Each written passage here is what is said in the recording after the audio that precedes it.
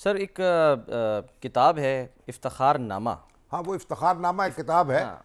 हमारे दोस्त हैं इफ्तिखार सिद्धू साहब, इफ्तिखार अहमद सिद्धू साहब। इफ्तिखार सिद्धू साहब उनका है, उनकी खुद नविश्त है। अच्छा। अब वो एक बड़े एक उनकी अच्छी हाउसिंग सोसाइटी है, लेकिन छोटी थोड़ी सी ज़मीन थी उनकी, को 20 एकड़ के करीब उनके वालिद साहब की।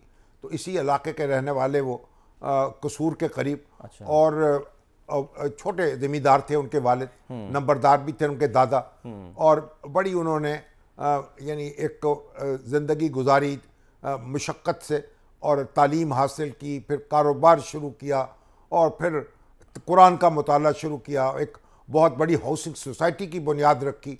अब भी आप देखें, अपनी एक बेटी को डॉक्टर बनाया। अच्छा। वो अपने आप को वक्फ किए हुए लोगों की खिदमत के लिए, अपनी जायदाद का एक तिहाई हिस्सा जो है वक्फ कर दिया, अपने वालिद की याद में ट्रस्ट बनाया। अच्छा। लोगों के काम आ रहे हैं, गरीबों के, बेनवाओं के, उनके बेटे उनके साथ जुड़े हुए। तो उन्होंने जो खुद नविश्त लिखी है कि मेहनत के बल पे और दयानत के बल पे किस तरीके से उन्होंने अपना कारोबार आगे बढ़ाया, और फिर कुरान का मुताला किया, और अब कुरान अकेडमी उन्होंने कायम कर रखी है। अच्छा। आप किसी भी मकतब फिक्र का शख्स उनसे रब्ता करे, वो उसे कुरान करीम का नुस्खा फराहम करते हैं बातर्जमा, जो उस मकतब फिक्र के जो उलमा है उनका किया हुआ। अच्छा, जिसका वो चाहे। हाँ, बिला कीमत फराहम करते हैं। जबरदस्त। इस तरह कुरान की खिदमत कर रहे हैं, लोगों की खिदमत कर रहे हैं।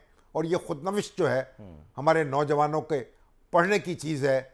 किस तरह आप अपनी मुश्किलात पे काबू पा सकते हैं, ठीक है सर। किस तरह दयानत और अमानत के साथ आगे बढ़ सकते हैं, अपनी मुश्किलात को कम कर सकते हैं, अपनी दुनिया जो है वो बदल सकते हैं। और अल्लाह जो है फिर आपके साथ हो जाता है जब आप गरीबों और बेनवाओं के साथ होते हैं। और फिर मुश्किलें आपकी भी आसान होती हैं और दूसरों को भी आसान। बिल्कुल। अब हमारे जो बड़े मारूफ नात खान है अब्दुल रज़ाक जामी साहब।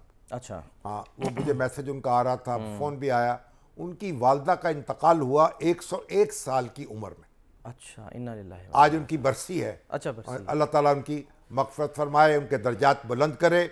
जामी साहब भी कमाल के नात गो हैं, और आते हैं, नात खान हैं, और आते हैं यहाँ बाकायदा मियाँ मोहम्मद शरीफ साहब मरहूम की कब्र पे आमतौर पे आके वो अपना कलाम पेश करते हैं, और हमारे बुज़ुर्गों का और सूफिया का।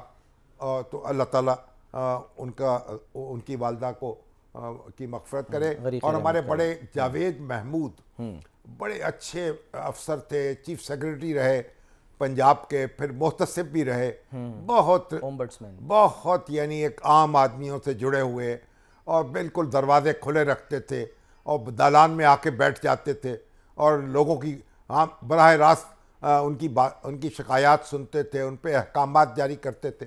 बड़ी अच्छी यादें उन्होंने छोड़ी।